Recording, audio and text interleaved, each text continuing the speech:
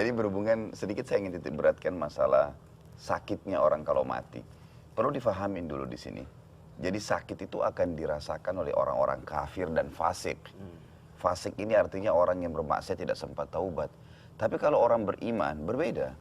Sabda Nabi SAW yang banyak orang tidak fahami secara letterlet dalam bahasa Arab. Waktu beliau akan meninggal dunia, beliau mengatakan kepada Aisyah radhiyallahu anha, "Inna lil mauti la sakarat." Sesungguhnya mati itu punya sakarat. Apa itu sakarat? Bukan sakit. Sering orang gambarkan sakit.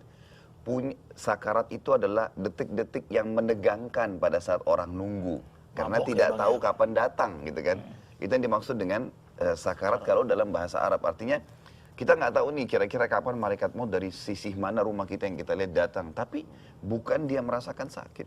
Karena kita lihat misalnya sabda Nabi SAW yang lain, orang beriman itu kalau meninggal dia tidak merasakan keluarnya ruhnya kecuali seperti gigitan semut. Misal, ada hadis lain juga yang berbunyi kalau orang beriman meninggal dunia ruhnya akan keluar lebih mudah daripada air dari mulut kendi. Makanya Bilal radhiyallahu anhu ditanya, bagaimana pendapat anda pada saat anda hadapin kematian? Dia mengatakan marhaban bil maut. Selamat datang kematian itu. Karena dia tahu itu tidak ada sesuatu yang menyakitkan bagi orang beriman. Jadi kata kuncinya di situ. Apalagi yang mati syahid Bang ya. Ya. Tidak merasakan sakit. Ya. Dan memang ada hadis Nabi, ini sedikit saya tutup dengan ini.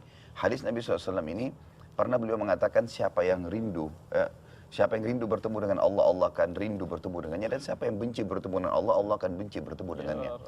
Lalu jadi berat semua. Hadis ini menjadi memberatkan perasaan para sahabat. Sampai akhirnya mereka ketakutan sekali. Lalu Aisyah membuka perbicaraan dengan Nabi SAW dalam hadis Bukhari Muslim.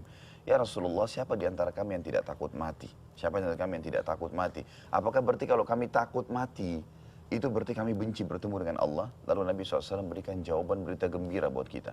Beliau mengatakan bukan begitu, hai Aisyah. Kalau orang beriman akan meninggal dunia, sebelum meninggal, sebelum dicabut ruhnya beberapa saat, Allahu a'lam itu berapa detik, berapa menit, atau tapi yang jelas sebelum malaikat maut mencabut ruh dari ubun-ubun kepalanya, maka Allah turunkan malaikat. Tadi ayat yang dibaca oleh Ustaz Arifin masalah tatanazzal alaihimul malaika, turun kepada mereka malaikat. Ini bukan malaikat maut, tapi malaikat-malaikat yang membawa berita gembira sebelum dia meninggal. Diperlihatkan semua amal solehnya.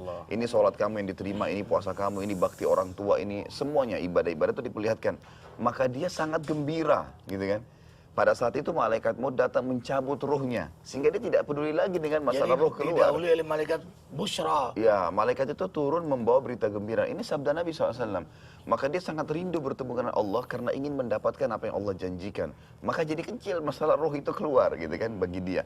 Maka Allah pun rindu bertemu dengannya. Tapi sebaliknya kalau orang fasik, Muslim tapi banyak maksiat dan orang kafir, kasuistiknya adalah dia akan diperlihatkan amal-amal buruknya.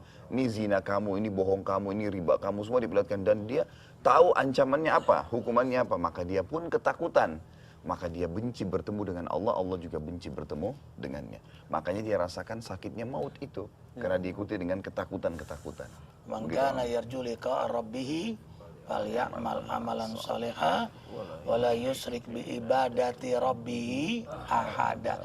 Barang siapa yang ingin berjumpa dengan Allah, maka hendaklah ia banyak beribadah, beramal saleh, mulia akhlaknya, disibukkan dalam perbaikan kebaikan dan jangan sekali-kali syirik kepada Allah.